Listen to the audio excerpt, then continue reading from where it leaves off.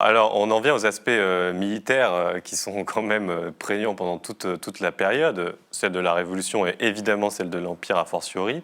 On va voir apparaître une toile du célèbre peintre Turner sur la bataille de Trafalgar, qui est perdue par les Français en octobre 1805 contre la flotte anglaise. Certains historiens vont jusqu'à dire que tout s'est joué lors de cette bataille, en réalité. Alors, je ne sais pas ce que vous en pensez, mais en tout cas, ce que vous expliquez de manière assez limpide dans votre ouvrage, c'est que Napoléon a voulu utiliser l'arme du blocus commercial contre la puissance britannique, hein, contre laquelle il était impuissant militairement. Sauf que c'est ça qui l'a entraîné dans un engrenage guerrier sur tout le continent qui a fini par le dépasser, quoi. Il s'est enfermé dans cet engrenage, il n'a pas su en sortir, c'est ça que vous expliquez. Oui, effectivement, parce que Trafalgar, cela signifie pour Napoléon qu'il ne doit plus espérer vaincre l'Angleterre sur les mers.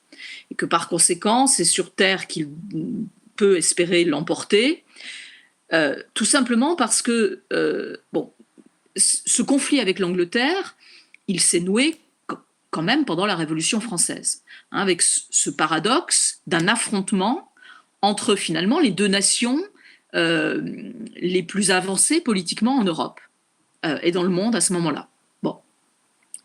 Cet affrontement, c'est donc un affrontement aussi économique. Puisque Napoléon ne comprend, puisqu'il a perdu sa flotte, qu'il ne pourra plus vaincre l'Angleterre sur les mers, il s'emploie à utiliser la même arme qu'elle-même, hein, c'est-à-dire le blocus, et à veiller à ce que l'Angleterre ne soit plus approvisionnée en céréales, en bois, etc.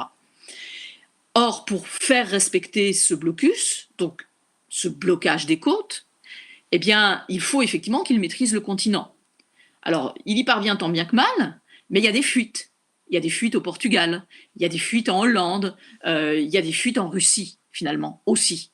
Et donc, les deux, notamment les deux bourbiers dans lesquels il s'est engagé, l'Espagne, la guerre d'Espagne en 1807, d'une part, et la campagne de Russie en 1812, ont pour cause, avant tout, la volonté de faire respecter le blocus en se disant, et Napoléon, je pense, était persuadé de cela, quand j'aurai vaincu, je pourrai établir une paix idéale en Europe, avec un gouvernement idéal, et donc il le fait en étant persuadé qu'il a raison. Oui, alors c'est ça sur lequel je voulais insister avant qu'on termine. Vous insistez sur la sincérité du désir de paix de Napoléon, selon vous, le rêve de pacification générale qu'il aurait porté.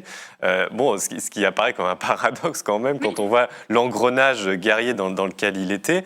Il me semble qu'on a un peu la solution dans une phrase que j'ai relevée. Vous dites il est incapable de concevoir une paix qui ne soit pas une paix en faveur d'une Europe largement française. Voilà, tout simplement. Hein, c'est vrai qu'il veut la paix, mais il veut une paix française. Hein.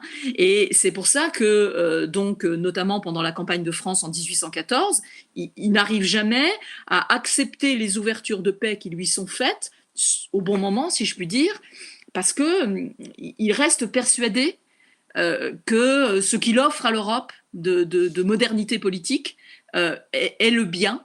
Et il s'enferme. Il s'enferme dans cela. Hein, mais c'est le paradoxe, effectivement, de ces guerres. De ces guerres. Et là, vous parliez d'espace des possibles en début d'émission. Donc ça veut dire qu'en 1814, tout n'était pas écrit sur la fin du régime. C'est-à-dire qu'on aurait pu se retrouver avec, évidemment, pas du tout les mêmes frontières que celles qu'il avait conquises, mais avec un régime peut-être maintenu... Complètement. Là, l'espace des possibles, en 1814, il change presque je ne vais peut-être pas dire d'heure en heure, mais de jour en jour, à certaines périodes.